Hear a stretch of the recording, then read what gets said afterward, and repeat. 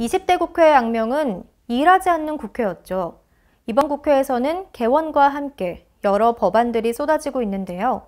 오늘의 입법 예고는 더불어민주당 송옥주 의원이 대표 발의한 자살 예방 및 생명 존중 문화 조성을 위한 법률 일부 개정 법률안입니다. 대한민국은 14년째 OECD 국가 중 자살률 최상위를 기록하는 불명예를 안고 있는데요. 자살 예방 정책의 근본적인 변화와 구체적인 대책이 시급한 실정입니다. 일본, 덴마크 등 자살률을 지속적으로 줄여온 다른 나라의 경우 자살이 개인의 문제이기만 한 게 아니라 그 배경에 다양한 환경적인 문제가 있음을 인정하고 이를 전제로 자살 예방 정책을 실행해 실효성 있는 성과를 내고 있는데요. 이에 송 의원은 발의문을 통해 법률의 목적에 누구도 자살을 선택하지 않는 사회를 실현하는 걸 추가하고 자살 위험자의 긴급 지원을 위해 관련 기관에 정보를 제공하도록 하며 지방자치단체가 자살 예방 및 생명 존중 문화 조성에 관한 정책을 시행하는 데 국고 보조를 받을 수 있도록 하는 등 자살 예방 정책이 체계적이고 구체적으로 실행될 수 있는 근거를 마련하기 위해 이 법안을 발의했습니다. 이번 법안을 위해 국가와 지방자치단체는 어떤 일을 해야 할지, 또 법안 자체에 문제점은 없는 건지 변호사의 시각에서 바라본 자살 예방 및 생명 존중 문화 조성을 위한 법률 일부 개정 법률안, 지금부터 함께 알아보시죠. 법을 가장 가까이에서 바라보는 변호사에게 묻는다. 곽준호 변호사에게 듣는 자살 예방 및 생명 존중 문화 조성을 위한 법률 일부 개정 법률안입니다.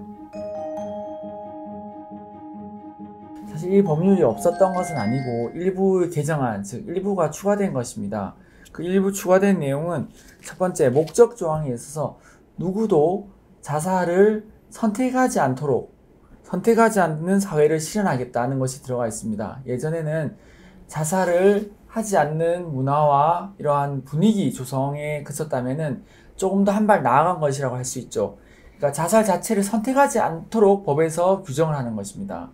두 번째로는 자살 위험자에게 긴급한 경우에 있어서 정보 제공을 할 수 있도록 법에서 규정하고 있습니다. 예를 들어서 이것은 사후 관리에 대한 부분인데요. 저 사람이 약간 자살할 징후가 있다. 예를 들어 자살을 한번 시도했다가 구조된 사람이 또 자살할 위험이 높은 것은 또 인지상정 아니겠습니까? 그렇다면은 그러한 경우에 있어서 그분에 대한 정보를 본인, 즉 자살 위험자에 대한 동의 없이 바로 제공할 수 있도록 하는 것이 추가되어 있고요. 나머지 하나 부분은 이와 관련해서 지방자치단체 등에서 여러 가지 시설 등을 하는데 예산이 필요하면 그 예산에 대해서 지원을 할 수 있도록 법률이 개정이 되어 있습니다.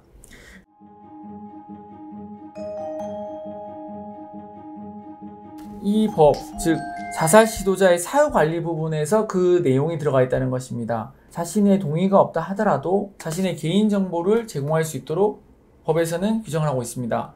근데 어떠한 개인정보를 제공한지에 대해서는 그 법에서 규정을 하고 있지 않지만 앞서 말씀드린 것처럼 아마도 위치 등에 대해서 규정을 할 것입니다.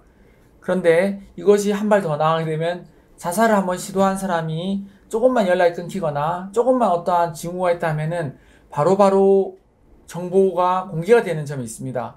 항상 어떠한 부분에 있어서 개인을 국가에서 법으로 강력하게 보호를 하려고 들어가게 된다면은 그만큼의 개인정보 침해에 대한 문제도 반드시 동반되기 때문입니다.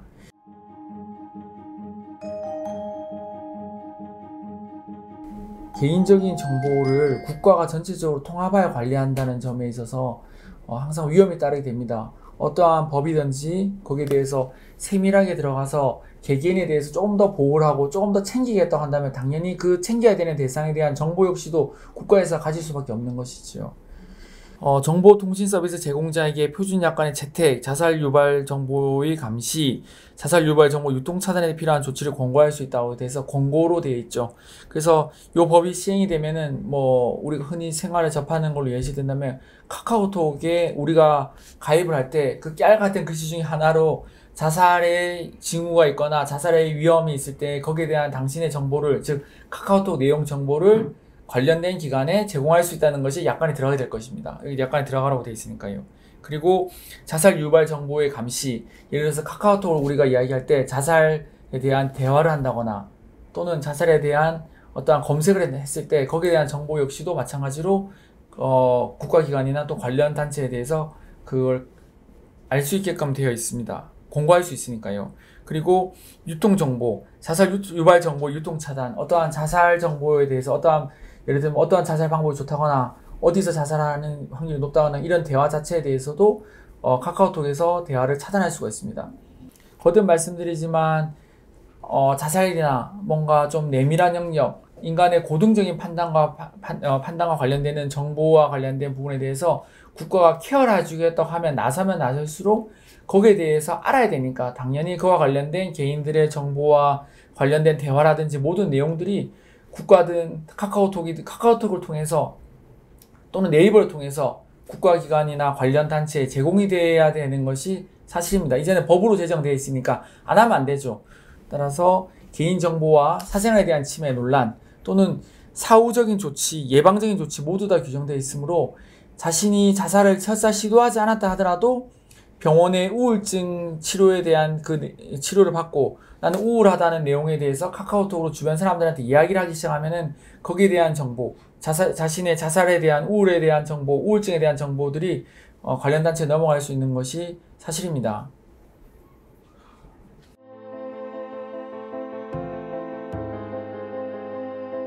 개인정보를 제공하게 되면 그 정보에 대한 폐기 부분도 반드시 같이 상정이 돼야 되는데요. 여기서는 이제 그에 대한 폐기 부분이라든지 또는 본인이 원하지 않았을 때 그 정보를 제출을 거부한다거나 이러한 것은 전혀 규정이 되어 있지 않으므로 여기에 대해서 적절한 조치가 적절한 부분에 대한 보완이 필요하지 않을까 싶습니다. 물론 목적은 좋습니다. 지금까지 전문가의 시각에서 만나본 자살 예방 및 생명 존중 문화 조성을 위한 법률 일부 개정 법률안이었습니다. 한국의 높은 자살률에 대해 정부는 고령 인구와 단독 가구의 증가, 사회 경제적 요인 등을 그 원인으로 진단하며 사회 전반에 걸친 자살 예방, 생명 존중 인식이 확산되는 게 중요하다고 밝히고 있는데요.